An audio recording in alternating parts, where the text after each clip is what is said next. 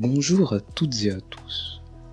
Aujourd'hui, je vais vous parler de la philosophie derrière mon dernier court-métrage. Connaissez-vous l'expression suivante « Il ne faut pas courir 2 lièvres à la fois » ou encore la citation très semblable de l'écrivain hollandais humaniste et érudit Erasme « Celui qui court 2 lièvres à la fois n'en prend aucun ». Je l'ai découvert vers l'âge de 9 ans, il me semble, et je l'ai détesté. Pour être plus précis, l'idée derrière celui-ci m'était tellement étrange que je ne l'ai pas compris tout de suite. C'est ma tante qui a dû m'expliquer sa signification qui est la suivante. Se lancer, se concentrer sur plusieurs projets, objectifs ou choses simultanément risque d'aboutir à une réussite égale à 0.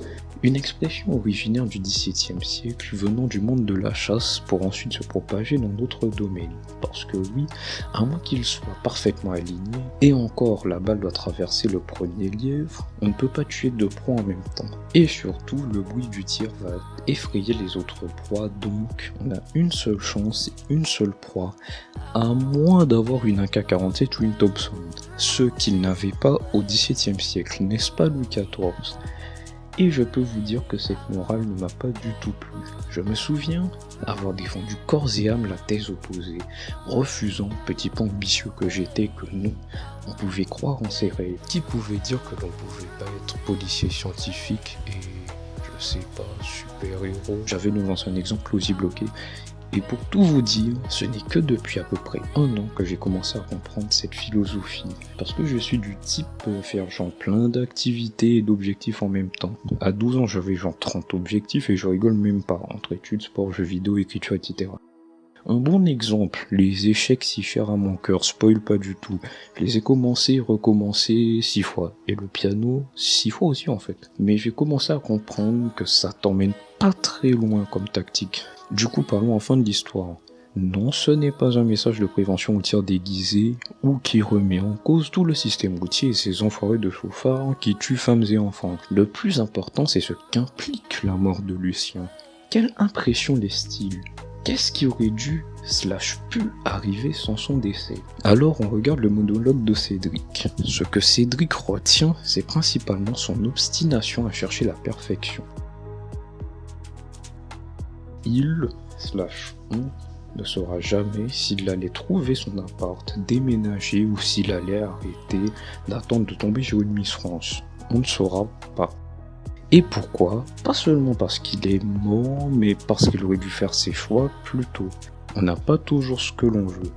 On a 2 choix, s'adapter et choisir avec ce que l'on a, ou attendre / chercher la perfection. Mais on peut le reformuler d'une manière plus intéressante. On a le choix entre 2 lièvres, celui de la perfection et celui de la réalité. On peut tenter de trouver la perfection. D'ailleurs, mettons-nous d'accord, la perfection ici est à prendre dans le sens un idéal qui est très ou trop compliqué à avoir.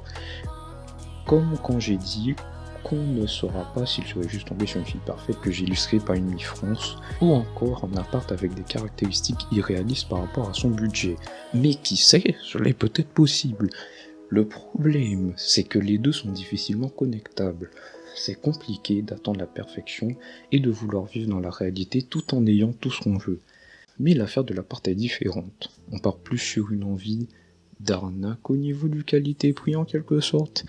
L'appart présente 2 nouveaux lièvres, celui que les gens essayent le plus de, celui du gain et celui du confort, qui ensemble présentent l'idée du 0 risque. C'est sûr que ce serait sympa si on pouvait juste s'améliorer sans effort ou avoir que les aspects positifs d'une relation, mais no pain, no gain, comme on dit. Tout cela n'est-il pas intéressant ?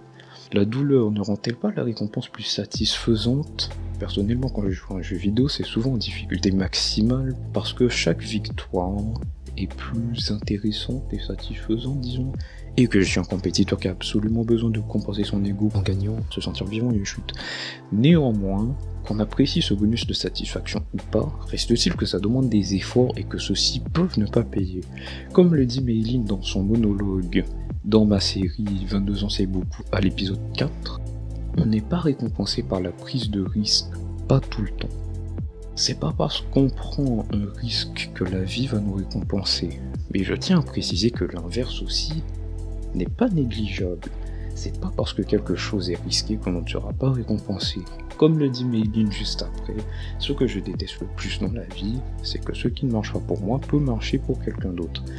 Il faut savoir choisir pour soi-même, à méditer. Et leur discussion, la partie couple, parle du fait d'être self-conscious and aware. Ou en français,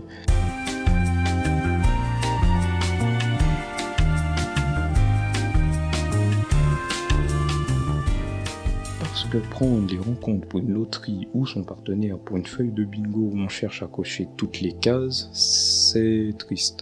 Pour reprendre la même image, tu perds un gros pari sportif et tu es déçu. Ça fait partie du jeu. Si tu t'engages dans une relation ou que tu l'acceptes, tu es responsable tout autant que l'autre personne.